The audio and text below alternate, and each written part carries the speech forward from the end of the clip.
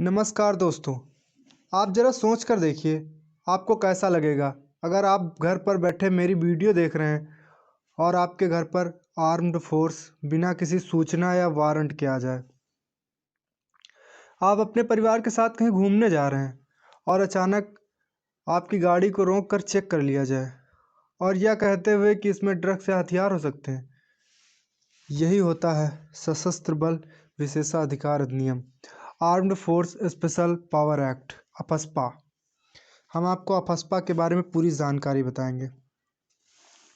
हाल ही में मेघालय में 13 मजदूरों पर जो एक गाड़ी में बैठे जा रहे थे, आर्म्ड फोर्स ने डायरेक्ट गोलियां चला दी, जिसमें से लगभग सबकी मौत हो गई।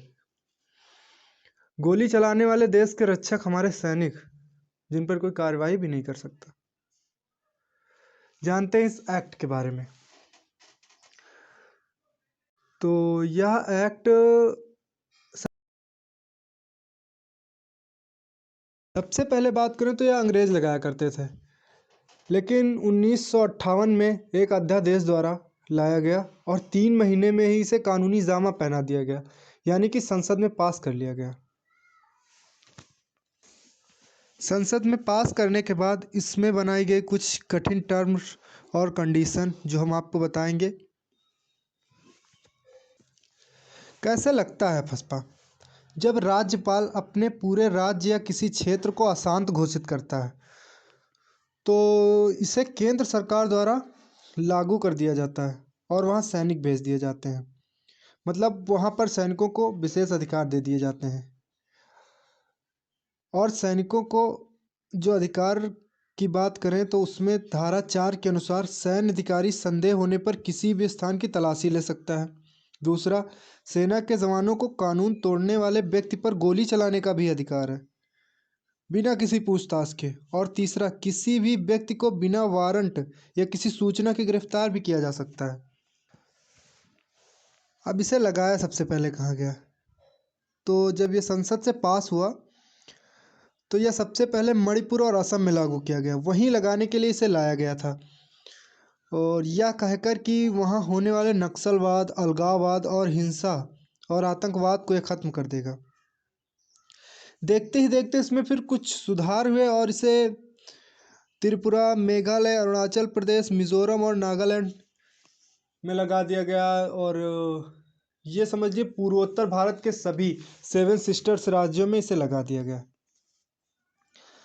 अब सारे पूर्वोत्तर भारत में अफस्पा लागू हो चुका था। अच्छा, अब आपने सोचा होगा कि ये पूर्वोत्तर भारत में ही क्यों लागू हुआ?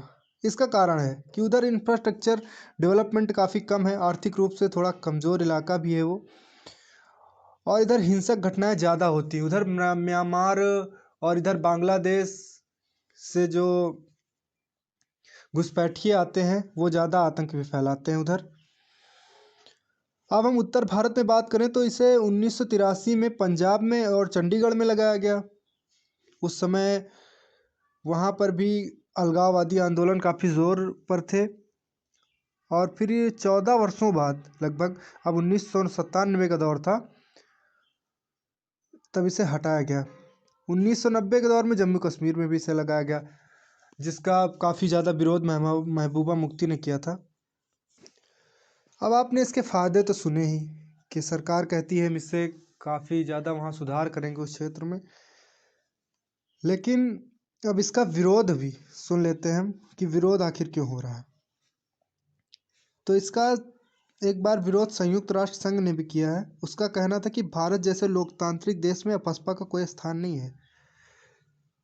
इसका विरोध इसलिए भी हो रहा है कि अभी तक असफल माना गया है और इससे मूल अधिकारों का हनन भी होता है। कई बार ज़्यादा शक्तियों की वजह से सेना से भी बड़ी बड़ी गलतियां हो जाती है। इन शक्तियों से सैनिक गैर जिम्मेदार और असंवेदनशील बनाती है। सैनिकों पर इस पावर का यूज करके फर्जी एनकाउंटर, यौन उत्पीड़न जैसे कार्य करती है।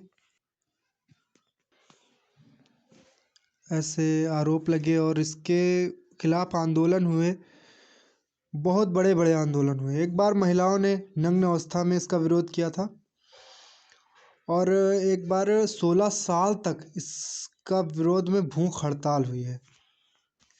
तो आपने जान लिया कि अफस्पा क्यों लागू हुआ था और इसके बारे में पूरी जानकारी कि इसका विरोध क्यों हो रहा है।